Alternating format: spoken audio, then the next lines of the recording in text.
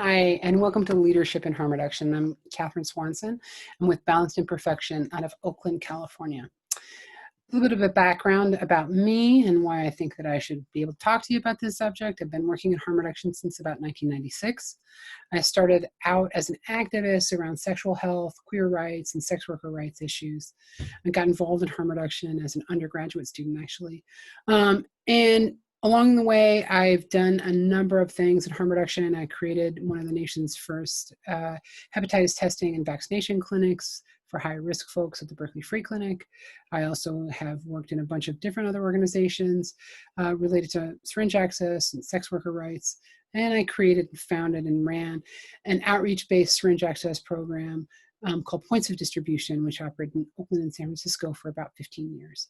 In 2014, I became super burned out and I had to leave and figure out a new way to contribute. And one of the ways that I am doing so is by giving back to the community, by sharing with people lessons that I've learned over the years. Today's goals, we're going to take a brief look at leadership in harm reduction and what it's been like over the years and the ways in which that's been, problematic. And then we're going to take a look at what harm reduction leadership looks like today. And this is going to be based off of something called the Capacity Building Leadership Institute that we conducted last year in Chicago at the behest of the Chicago Recovery Alliance. We brought together a bunch of people and we're going to talk about that.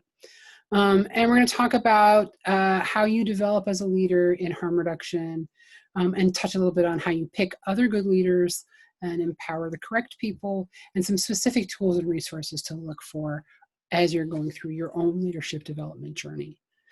So historically, harm reduction was founded, as most of you know, at the height of the AIDS epidemic by people personally impacted by HIV and activists who were concerned. This was a crisis time, and the early founders included a lot of people who had already been doing activist work and had thought deeply about power sharing and non-hierarchical forms of power, or what's called horizontal power sharing. Power sharing is necessary in harm reduction, and we'll talk a little bit about why, partly because we know that we do the best work collaboratively, and we also know from the data that when we get people invested in the work that we're doing, and when we get our participants invested in the work that we're doing through power sharing, our services are improved and it leads to better outcomes for everybody. So leadership has also been a patchwork of both non-hierarchical organizations, collectives, and cooperatives, as well as classic corporate structures over the years and hybrids of both, where they were technically classic corporate structures, but there were a lot of underlying power sharing modalities. For harm reduction over the years, because of who we are and what we've done, leadership has meant crisis management. It also has meant driving yourself into the ground, doing the work until you just couldn't stand anymore, being a good soldier. It also meant commitment, never going home, never going to bed, never taking vacation. A necessity of, it also meant for a lot of people for a long time and still to this day, and the added burden of feeling like, despite the fact that we're on paper, an organization, a group of organizations and people that's open to people who use drugs and people who do sex work, in point of fact, a lot of people have felt uncomfortable coming out for a variety of really good and valid reasons about their drug use. So that's an added stressor. I'd like to dedicate today, and this is hard for me because all of the people that you see here before you were people that I personally loved. So I'm dedicating today to our leaders, our ancestors whose shoulders we stand on the, shoulders of. Shout out to them and all the amazing work that they did. Much love. And that's part of the reason why actually the Capacity Building Leadership Institute happened. It was because of the death of Dan Bigg, this handsome brute here in the lower left-hand corner. Unfortunately, he died in August of 2018. I knew Dan for about 20 years. He was a friend. And that made, because of course, like most harm reduction organizations, and I could do an entire other training on this, there's no kind of succession planning at all. Because of that, a group of people took possession of the organization as the interim executive management team, and they brought together a bunch of people to talk about leadership. I was the person that was chosen to facilitate that meeting. So that took place in December of 2018 in Chicago. And it was facilitated and finalized. Oops, sorry about that. It was facilitated and finalized with qualitative research. So basically, I went through and I scored themes from the conversations that we had, which were transcribed. It brought together over 28 leaders from across the country. About half of them were experienced or OG leaders, and about 50% of them were folks who were new to harm reduction, meaning that they had come into harm reduction in the last 5 years. Most were direct services. There was one person who was from a funding agency there, 2 folks from Harm Reduction Coalition, and the staff of CRA. So this is everybody. That was at the Kabuli. So the focus areas of this, we had a guided discussion over a period of 2 days that talked about harm reduction leadership, finances and harm reduction organization, boards of directors at harm reduction agencies, harm reduction agency organizational design, program design, human resources issues with harm reduction, which are all special and particular. And then again, I went through and I scored those all for themes, looking to see what themes we had. Now, we're gonna just focus today on the leadership piece that we did at the Kabuli, because that's of course the most salient. And the themes that emerged were 4. There are 4 big themes that get brought up over and over and over again by most of the people in the room, included integrity, stewardship, empowerment, and modeling behavior. So just to give you some idea about that, and then just give you some idea about that. When we're talking about integrity, we're talking about honesty, transparency with staff and participants, accountability, and leaning, not just accountability and being able to, like, say that you're sorry or, or be accountable when you've done wrong, but actually leaning into critique, seeking it out, looking and inviting criticism. That was a twofold thing. One, because leaders were hyper aware that they needed to be focused on always improving and being the model that they wanted to be, but also they knew that that would discharge any kind of problems or tensions with staff and others that might, the other stakeholders that might come up. Also, the next one in terms of integrity was trying not to be a hypocrite. We're harm reductionists. We understand people, people struggle. That's normal. But it's the trying not to be a hypocrite that separates leaders.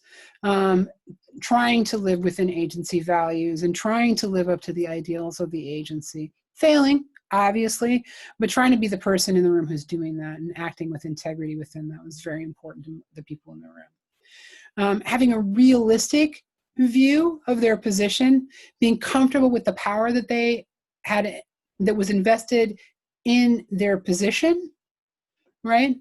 And in them and the power that they held, but at the same time remaining humble and open to the idea that they could be wrong, open to the idea that they could do better, open to the idea that they may not be the expert in the room, right? I'm gonna talk a little bit about this lovely lady, if you haven't heard of Brene Brown. This is a quote from her: "Integrity is choosing courage over comfort. It's choosing what's right over what's fun, fast, or easy. And it's practicing your values, not just professing them." So that's what we also meant in that room when we were talking about integrity with all those harm reduction leaders. So what's the next big theme that emerged? Was stewardship, right? And what do we mean by that? That means like keeping the big picture in mind.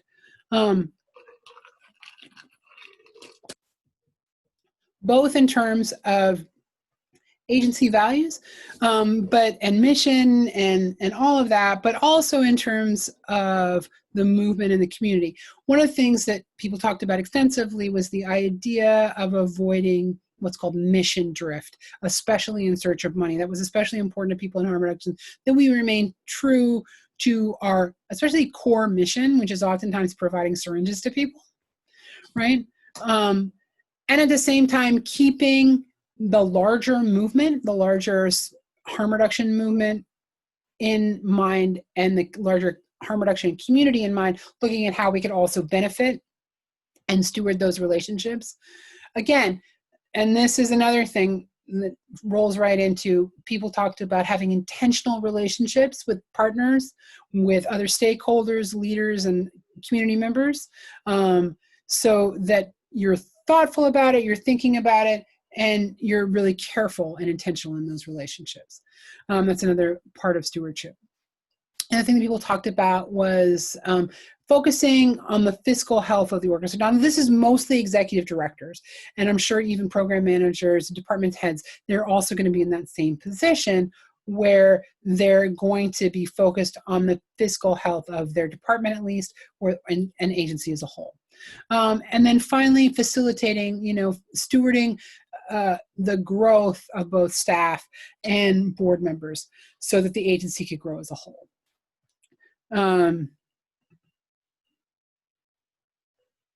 Nothing belongs to us. Miss Tyne Irwin would say, "We're only caretakers of what is." That's a quote by Eric Motley, who's a career nonprofit leader.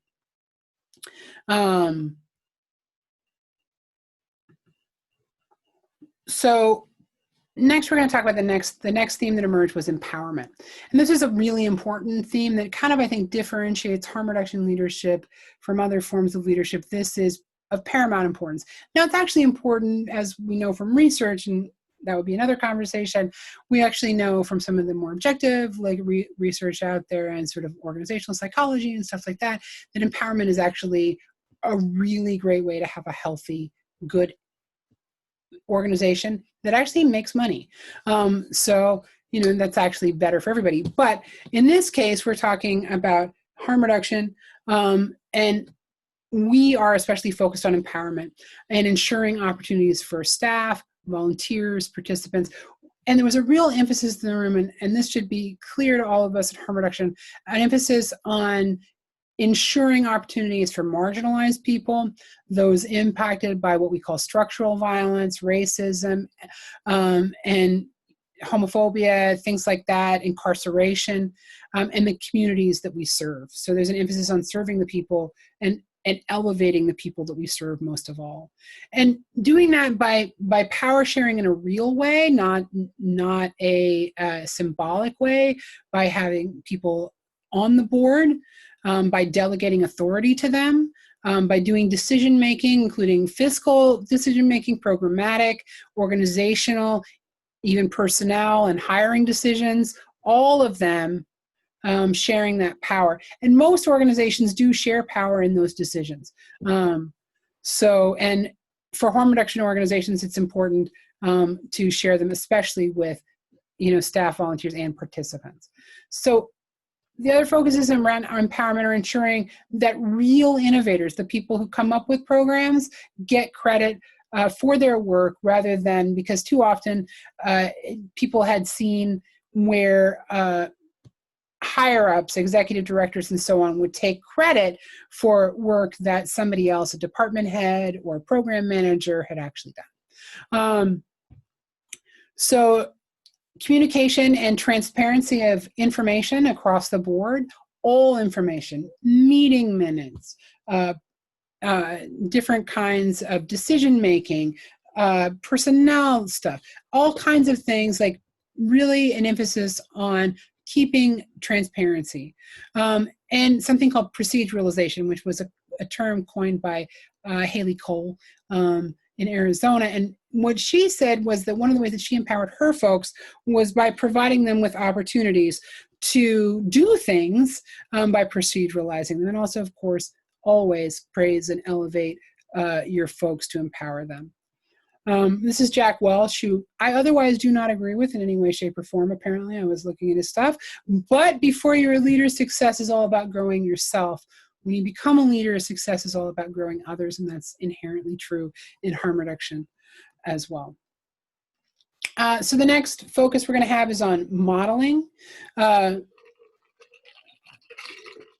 folks describe this as walking the walk, embodying agency, culture, values on a daily basis, maintaining clear boundaries, following rules and protocols, especially ones that the agency chose for itself, being prepared, doing the work, doing personal wellness management and self-care on a daily basis, and being responsible, being the first one in, the last one out. That's so important to model that behavior for others. Rosa Parks said, each person must live their lives as a model for others. And so we'll go with Ms. Parks's entreaty here.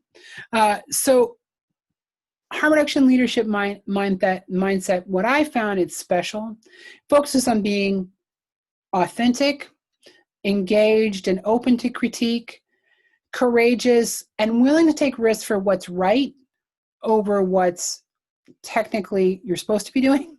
That was very important to everyone in the room. Compassionate with self and others is an example of best practices in organizational culture unto themselves, and looks for opportunities to empower others, is eager to delegate and share power in real ways. I have to tell you that that's something that I personally learned from Dave Purchase, who told me that, you know, if you build a team, your job is to trust your judgment, that you brought the right people in and give them the power to do what needs to be done. And it's especially focused on folks who are part of the community served and are other marginalized people who suffer, again, from structural violence. So special issues for harm reduction leaders.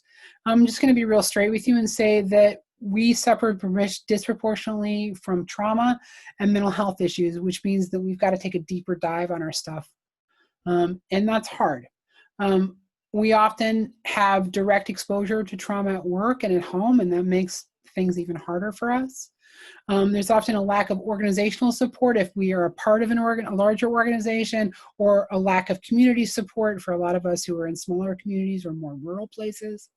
There's a lack of resources and support for the work that you're doing, and fewer opportunities for informal networking. And by that I mean that most of us and many of us in harm reduction don't come from a place of privilege, and so we don't have the default connections that privileged people do.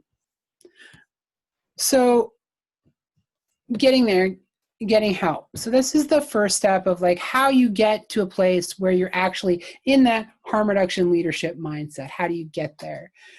You need to get help. Mentors are great if you can find OGs in the community who will talk to you. That's been the preferred method for a long time, but that's not always great because people are overburdened and overworked. Coaches are another great choice. They're there. You have various levels of coaching. I myself do coaching. There's also therapists that, you know, if you have mental health issues that you really need to work through, those are the best people to go to. In terms of professional development, training, both on leadership, but also any of the skills that you need to ensure that you feel confident in your job. That's very important. Also, leadership development. I talked about Brene Brown. She has Dare to Lead training that's excellent. Rockwood leadership training is another option. United Way has a leadership development process. And then, of course, formal education can also be a great form of professional development. And there are people in the harm reduction community who, if you don't come from education, all background, that will help you to get where you need to go. So finally, in terms of getting there, is the self-work. Doing some shame resiliency training and daring leadership training. That's, again, Brene Brown's work. She's really great. She's some really amazing research around the best kinds of leadership.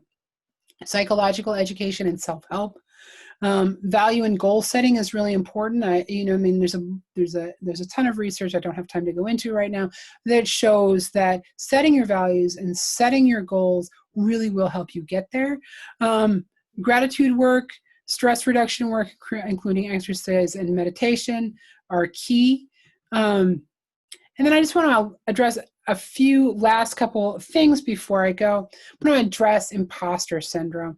And that's that shame-based feeling that any success or expertise that you have, that you are perceived to have, is fraudulent, right? And it's a shame-based feeling because shame is the fear of disconnection, that there's something so inherently wrong with you that if people knew you, they'd reject you. And imposter syndrome plays right into that. Studies indicate that more than 70% of professionals experience it. So get to your self-work, because that's where you're going to be able to resolve it. But I wanted to mention it because we're all suffering it. I know you are. That doesn't mean that you're not really a professional for real. When I saw this just made me grin, because, you know, if Maya Angelou could feel like a fraud, then I just don't feel so bad. You know what I mean? I just don't feel so bad, because she was queen. There's no question. All right. So empowerment. So the last thing I'm going to talk about is, what are you doing when you're looking for other leaders? You're looking for somebody who's focused. And this is from my experience, like developing leaders over many, many, many, many years.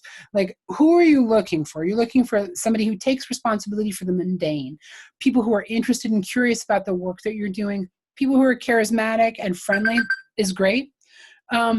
Creative, takes initiative, and is concerned and in tune with agency values. You want to look for those people. Those people are going to be your best bets in terms of like who you want to develop and bring up, because you want to spend time on people who are going to grow into something that can take some of the burden off your shoulders, right? So the last thing I'm going to talk about is actually, for me, I'm doing some research and I'm looking to interview some research, interview some leaders in harm reduction, executive directors, program managers, department heads, people who haven't been working in harm reduction for very long. It's for a new syringe access program manual for NASTAD, and it's incentivized. You can contact me here. And now let's take some questions and answers.